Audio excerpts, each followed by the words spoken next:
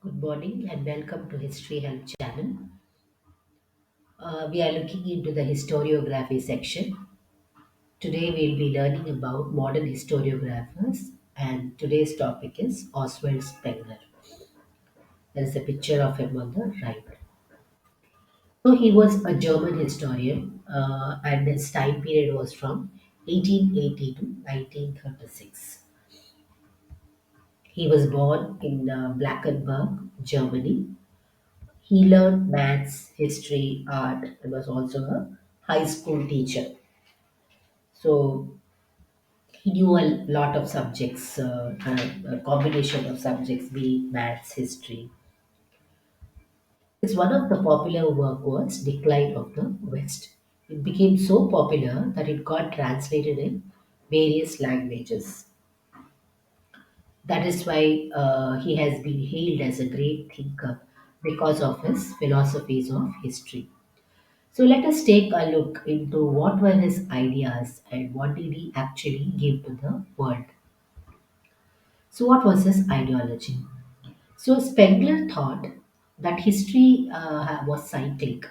So cyclic in the sense history there would be a birth, growth, decay, again a birth. So it was cyclic. It was not linear, or he did not treat history as, kind of labels like ancient, medieval, modern, and all he did believe. He believed that history is cyclic and it has a rise, growth, and decay cultures. So he did not believe in compartmentalizing or periodization. By this I mean, he did not want history to be termed as, labeled as ancient period or medieval period or modern period. He did not believe that history can be put into such tight boxes or labels. So he always believed that history is organically it grows. So also he studied a lot of culture like ancient, Babylonian, Egyptian, Indian, Chinese, and he says that though he does not give any culture any high position. He is like all the culture, whatever cultures he studied. He says that more or less all of them are in a similar position. Though he says that Russian might be a very maybe in its high form. When he wrote that book, he said that Russia may be the next culture which is in the higher position. He also says something about two realities of the world. One, he says, nature world. According to him, nature world is created by God. And the second is a history world, in which man is the creator. So he talks about duality in the world. One is world of nature and one is world of history. So he also compares the both and he tells how nature of world and history of world are different. So, what he says is the history of the world or what is created by man is always growing and changing and transforming. Whereas the world of nature, which is created by God, is already in its full shape. It has already taken shape. It's in a full this one. It's not going to change. But the world of history is always changing. And the world of nature is always constant, or you can say it is not subject to growth or anything, or decay or anything. So for example, if you see, take the mountain or a valley or a hill or a river, whatever has happened, there is already it has taken a finished shape.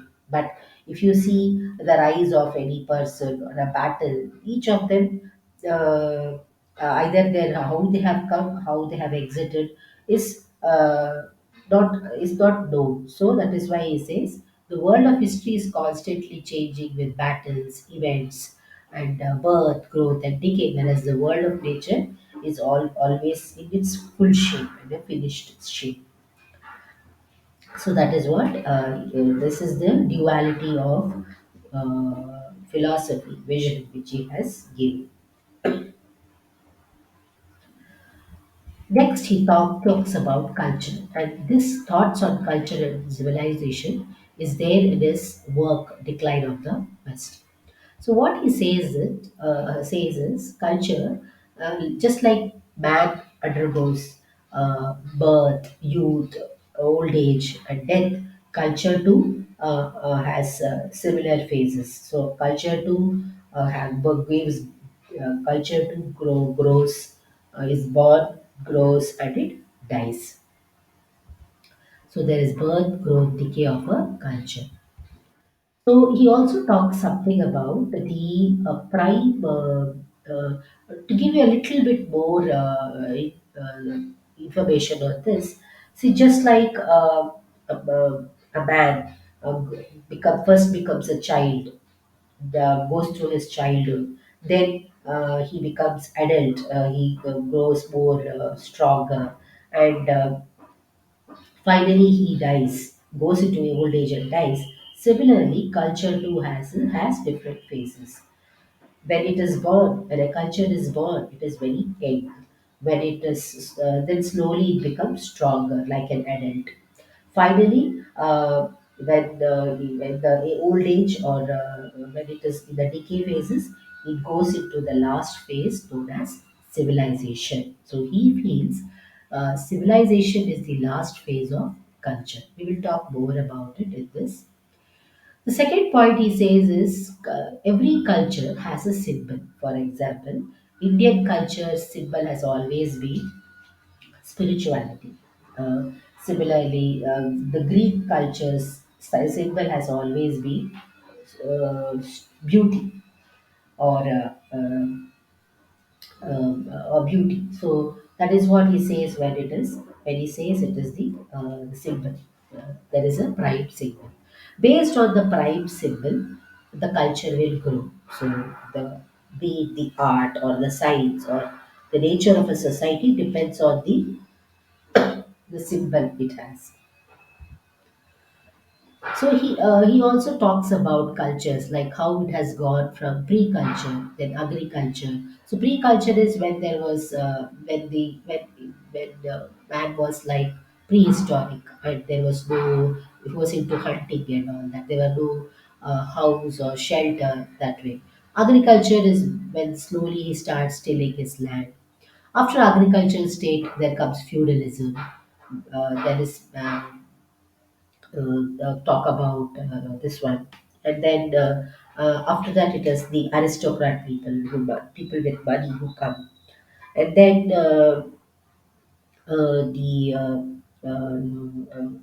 after the aristocracy, finally comes the state, the city, and there's government and all that.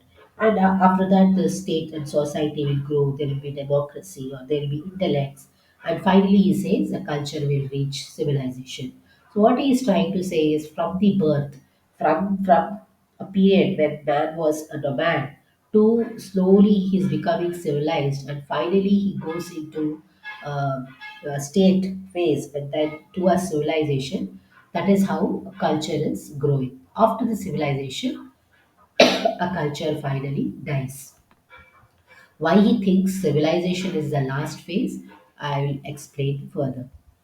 The last phase is civilization. When he says that, why he says civilization is ending is the last phase is, see, he says when a society has become gives more importance to money, when a society has lost all its traditional values, when society has become too much logical and there is no creativity, when the society has become cosmopolitan in the sense it doesn't have any roots, there is no traditions, there is nothing like my community, my state, rather it is international where there are no barriers. That is when culture has come to the civilization phase. So he believes that the Western world is in its last phase because it is Western world gives too much importance to reason. There is too much importance to money. There is laws of all everything traditional. There is no sense of community or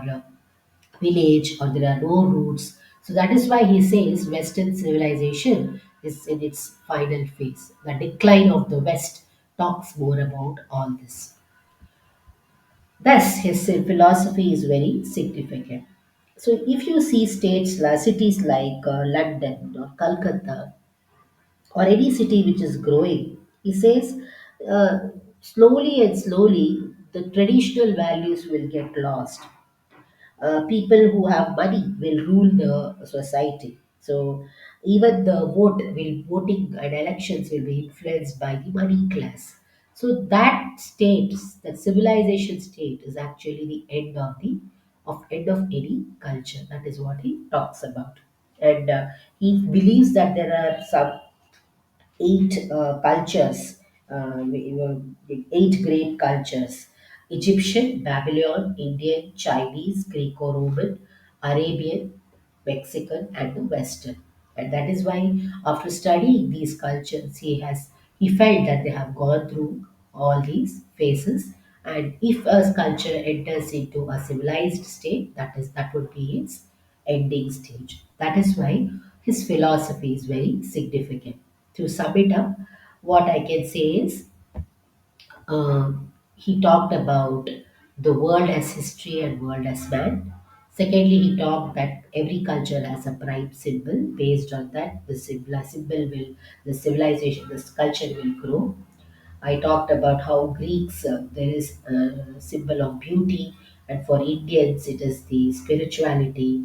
For and It could be something else for any other culture. So, depending on the symbol or the goal, the culture will proceed.